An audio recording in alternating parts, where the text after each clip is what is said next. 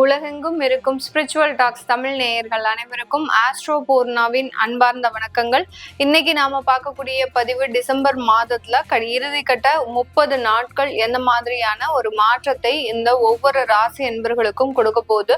இந்த மாதம் இருக்கக்கூடிய கிரகங்களின் கோச்சார நிலவரங்கள் அப்படின்னு பார்க்கும்போது குரு பகவான் கடகராசியில உச்சம் பெற்று வக்ரத்தன்மையோட இருக்கிறார். அடுத்து சிம்ம ராசியில கேது பகவான், துலாம் ராசியில புதன் பகவான், விருச்சிக ராசியில சூரியன் செவ்வாய் சுக்கிரன், கும்ப ராசியில ராகு பகவான், அடுத்து மீன ராசியில சனி பகவான் இயல்பு தன்மையோட இருக்கிறார். இந்த மாதம் குரு பகவான் 4ஆம் தேதி, அதாவது டிசம்பர் 4ஆம் தேதி தன்னுடைய அதிசார தன்மையை முடித்து மிதுன ராசிக்கு மீண்டும் பயிற்சியாகி போறார். வக்ரத்தன்மையோட தான் பயிற்சி ஆகிறாரு.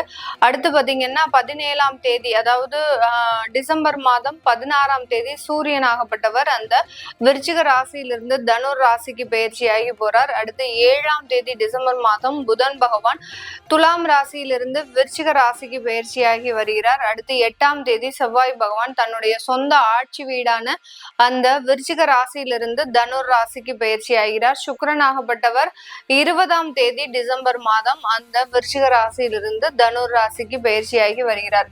இந்த மாதத்துல முதல் பாதியில கிரகங்கள் விருச்சிக ராசியில இருந்தாலும் பிற்பகுதியில பாத்தீங்கன்னா உங்களுக்கு அந்த தனுர் ராசியான அந்த பாக்கியஸ்தானத்துலதான் இருக்க போகுது எல்லா கிரகங்களுமே. இதனால என்னென்ன ஒரு மாற்றங்கள் கிடைக்க போகுது ஒவ்வொரு ராசி என்பர்களுக்கும். இந்த இறுதி கட்ட இந்த 30 நாட்கள்ல நம்ம நிறைய ஒரு விஷயங்களுக்காக காத்துட்டு இருப்போம். ஏன்னா 2025 தொடக்கத்திலேயே சில மாற்றங்கள் நடக்கும் அப்படின்னு நம்ம எல்லாரும் எதிர்பார்த்தது. நிறைய பேருக்கு அது சில இது நடக்காம போயிருந்திருக்கலாம். இது இவர்களினுடைய சுய ஜாதக திசாபுத்தியின் அடிப்படையில் ஏதாவது ஒரு விளைவுகளை ஏற்படுத்தி இருக்கும். பட் கோச்சார நிலவரங்கள் எல்லாமே நமக்கு சாதகமாக இருக்கக்கூடிய இந்த ஸ்தானத்துல இந்த மாதம் எந்த மாதிரியான கோயில் ஸ்தலங்களுக்கு நம்ம போயிட்டு வந்தோம், எந்த மாதிரியான ஒரு தெய்வ வழிபாடு பண்ணணும்னா நம்மளுக்கு இருக்கக்கூடிய சில பிரச்சனைகள் தீரும் அப்படின்றத இந்த பதிவினுடைய கடைசியில நம்ம சொல்லியிருப்போம். அதனால கடைசி வரைக்கும் ஸ்கிப் பண்ணாம பாருங்க. இந்த சேனல்ல முதன்முறையாக பாக்குறீங்க அப்படின்னா சப்ஸ்கிரைப் பண்ணிக்கோங்க. பெல் பட்டன்ல ஆல் ஆப்ஷன் சூஸ் பண்ணுங்க.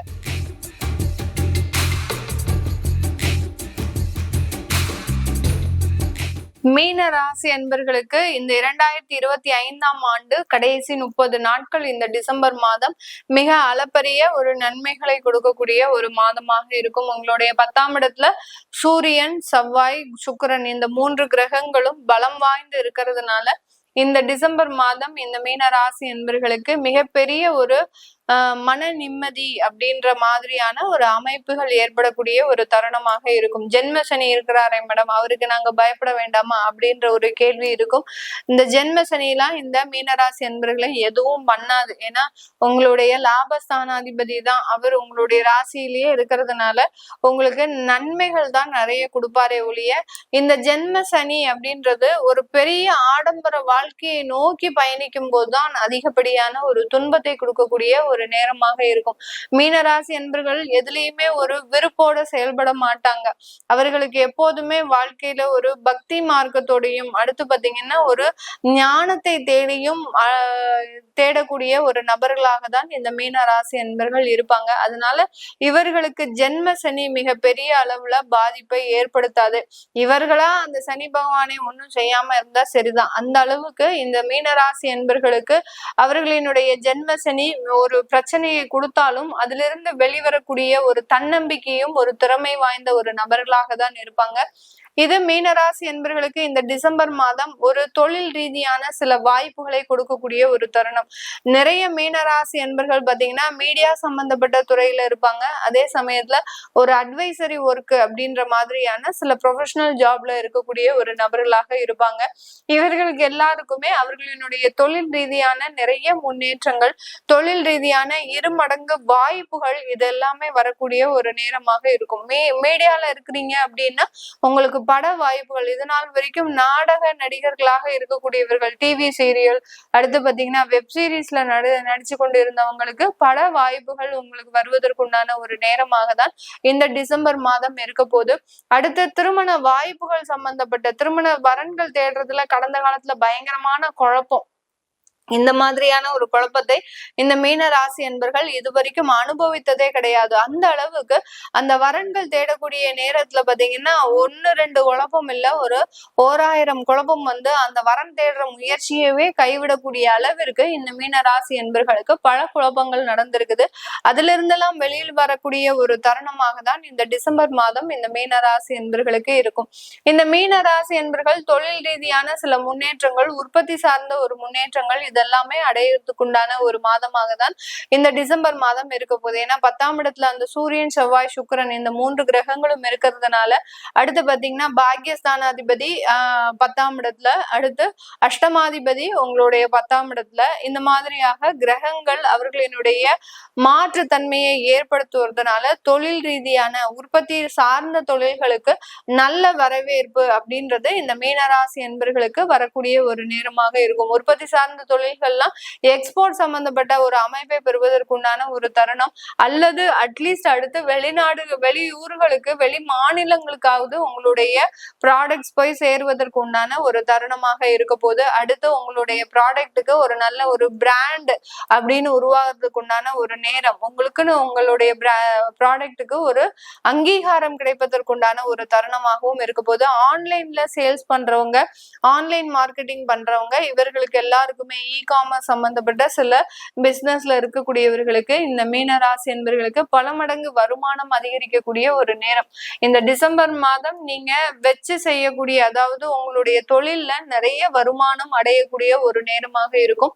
இந்த காலகட்டம் இந்த மீன ராசி என்பர்கள் தன்னுடைய உறவுகள் ரீதியான சில மாற்றங்களை அனுபவிக்கக்கூடிய ஒரு மாதமாக தான் இருக்க போகுது. உங்களுடைய அந்த களத்திர ஸ்தானாதிபதி அப்படின்னு சொல்லக்கூடிய அந்த புதன் பகவான் 8ஆம் இடம் 9ஆம் இடத்துல சஞ்சாரம் செய்யறதுனால உங்களை புரிஞ்சுக்காம நடந்த நபர்கள் கூட இந்த மாதத்துல உங்களை புரிந்து நடக்கக்கூடிய ஒரு நேரத்திற்கு இந்த மீனராசி என்பர்கள் அமைப்புகள் என்றது சாதகமாக இருக்கு. அதனால திருமண வரன்கள் வந்தா கூட அதை ரிஜெக்ட் பண்ணிட்டு மீண்டும் அந்த திருமணத்தையே நீங்க ஏற்பாடு பண்ணுவதற்கு உண்டான ஒரு அமைப்புகளும் இந்த மீனராசி என்பவர்களுக்கு சாதகமாக இருக்கு.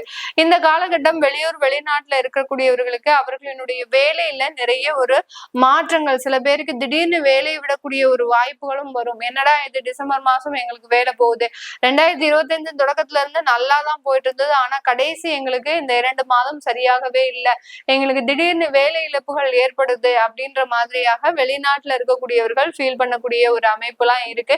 அதுல இருந்தெல்லாம் நிவர்த்தி அப்படின்றது கண்டிப்பாக இந்த டிசம்பர் மாதம் எண்டுக்குள்ள உங்களுக்கு கண்டிப்பாக கிடைக்கக்கூடிய ஒரு தருணமாக தான் இருக்க போகுது. இந்த டிசம்பர் மாதம் இந்த மீனராசி என்பர்கள் வெளிநாட்டுல திருமண வாய்ப்புகள் உங்களுக்கு கண்டிப்பாக வரும். 2வது திருமணம் சம்பந்தப்பட்ட சில வாய்ப்புகளும் வரும். முதல் திருமண வாழ்க்கையில அதிகப்படியான ஒரு ஏமாற்றத்தை அடைந்த இந்த மீனராசி என்பர்கள் இந்த 2வது திருமணத்துல நல்ல ஒரு வாழ்க்கையாய் சந்தோஷமான ஒரு அனுபவிக்கிறதுக்கு உண்டான ஒரு அமைப்பு அப்படின்றது இந்த மீனராசி என்பர்களுக்கு அதிகப்படியாக இருக்கக்கூடிய ஒரு தருணமாக இருக்கும். இந்த மீனராசி என்பர்கள் நான் முதல்லயே சொன்ன மாதிரி ஒரு ஞானத்தை நோக்கி ஒரு ஆன்மீக தேடல் அப்படின்றது அதிகப்படியாக இருக்கும். எப்போதுமே ஒரு பக்தி மார்க்கத்தோடையே சில முன்னேற்றங்களை நடத்துபவர்கள் இந்த மீனராசி என்பர்கள். அது இந்த டிசம்பர் மாதமும் தொடரக்கூடிய ஒரு நேரமாக தான் இருக்க போது. இந்த கோச்சார நிலவரப்படி நீங்க வழிபட வேண்டிய தெய்வம் அப்படின்னு பார்க்கும்போது பழமுதிர் சோலை முருகனை வழிபாடு பண்ணும்போது உங்களுக்கு அதிகப்படியான ஒரு ஆன்மீக தேடலுக்கு உண்டான சில நிவர்த்திகள் கிடைக்கும். அடுத்து பாத்தீங்கன்னா ஒரு ஞான மார்க்கம் அப்படின்றது சில என்ன இந்த மீனராசி என்பவர்களுக்கு எந்த மாதிரியாக இருக்கும் அப்படின்னு கேட்டீங்கன்னா நிறைய தேடல்கள், அதாவது இந்த ஆன்மீகத்துல நிறைய தேடல்கள் இருக்கும். அதை இந்த முருகனை வழிபாடு பண்ணும்போது அந்த ஆன்மீக தேடல் மூலமாக உங்களுக்கு இருக்கக்கூடிய சில சொந்த பிரச்சனைகள் தீர்வதற்குண்டான ஒரு நேரம். இந்த ஆன்மீக தேடல் மூலமாக நீங்க உங்களுடைய பிசினஸ்ல கான்சென்ட்ரேஷனோட இருக்கக்கூடிய ஒரு தருணம். கடந்த காலத்துல எல்லாம் மன உளைச்சலோட நீங்க அந்த பிசினஸ பண்ணிருப்பீங்க. இப்போ இந்த பழமுதிர் சோலை முருகனை வழிபாடு பண்ணும் போது அந்த ஆன்மீக தேடல் மூலமாக ஒரு பக்தி ஞானம் மூலமாக உங்களுடைய தொழிலை நீங்க கவனத்தோட செய்வதற்குண்டான ஒரு தருணம். வேலையில நல்ல ஒரு உயர்ந்த பதவி, கடந்த காலத்துல எல்லாம் பாத்தீங்கன்னா யாராவது என்னமாவது பேசிட்டாங்க அப்படின்னா உடனே உங்களுக்கு கோபம் வந்து அவங்கள இருமடங்காக நீங்க ஒரு எதிர்மறையாக பேசிடுவீங்க. அதெல்லாம் மீண்டு வந்து அவங்க என்ன சொன்னாலும் கொஞ்சம் அமைதியை காத்து அந்த இடத்துல நம்ம எப்படி ஒரு மெச்சூரிட்டியா நடந்துக்கணும் அப்படின்ற மாதிரியான ஒரு மார்க்கம் ஏற்பட்டு அதிலிருந்து நல்ல ஒரு உயர்வுகளை அடையக்கூடிய ஒரு தருணமாக இருக்கும். இந்த பழமுதிர் சோலை முருகனை வழிபாடு பண்றதன் மூலமாக மாணவர்கள் அதிகப்படியான ஒரு கான்சென்ட்ரேஷன், ஏன்னா ஜென்ம சனி இருக்கும்போது மாணவர்கள் படிப்புல ரொம்ப கவனக்குறைவாக இருப்பாங்க. அதனால இந்த முருகனை வழிபாடு பண்ணும்போது அந்த கவன சிதறல் அப்படின்றது ஏற்படாமல் உங்களுக்கு நல்ல ஒரு கவனத்தோடையும் உங்களுடைய தேர்வுகள்ல நல்ல ஒரு வெற்றி வாய்ப்புகளையும் தொடக்கூடிய ஒரு நேரமாக இருக்கும். இந்த மீன ராசி என்பவர்கள் விளையாட்டு துறை சம்பந்தப்பட்ட இடத்துல இருக்கிறீங்க அப்படின்னா இந்த முருகனை பிரார்த்தனை பண்ணும் போது அந்த எதிரிகளினுடைய பலம் குறைவதற்குண்டான ஒரு தருணம். உங்களுடைய பலம் அதிகரிக்கிறதோ இல்லையோ அந்த எதிரிகளினுடைய பலம் குறைஞ்சுக்கிட்டே வரும். அந்த மாதிரியாக இந்த விளையாட்டு துறை சார்ந்த நண்பர்கள் இந்த பிரார்த்தனை பண்ணும் போது அதிகப்படியான ஒரு மாற்றங்கள் கிடைக்கும்.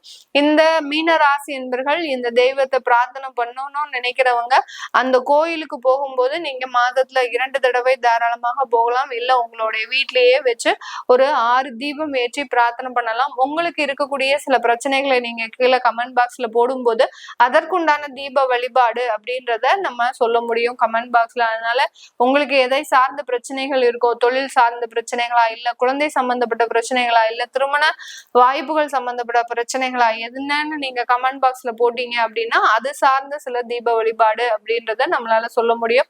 இது எல்லாமே நம்ம கோச்சார நிலவரப்படி பலன்களை கணிச்சு சொல்லியிருக்கிறோம். உங்களுடைய சுய ஜாதக திசாபுத்தி பலன்களை பார்க்கணும் விருப்பப்படுறவங்க கீழே இருக்கிற நம்பருக்கு வாட்ஸ்அப்ல அப்பாயின்மெண்ட் வாங்கிக்கிட்டு நீங்க கன்சல்ட் பண்ணிக்கலாம். உங்களுடைய குழந்தைகளுக்கு ஜாதகம் எழுதணும், நியூமராலஜி படி பெயர் வைக்கணும்னு நினைக்கிறவங்களும் கீழே இருக்கிற நம்பருக்கு வாட்ஸ்அப்ல நீங்க மெசேஜ் அனுப்புங்க. அதற்குண்டான பதில்கள் தெரிய வரும். உங்களிடமிருந்து விடைபெறுவது உங்கள் ஆஸ்ட்ரோ பூர்ணா. நன்றி, வணக்கம்.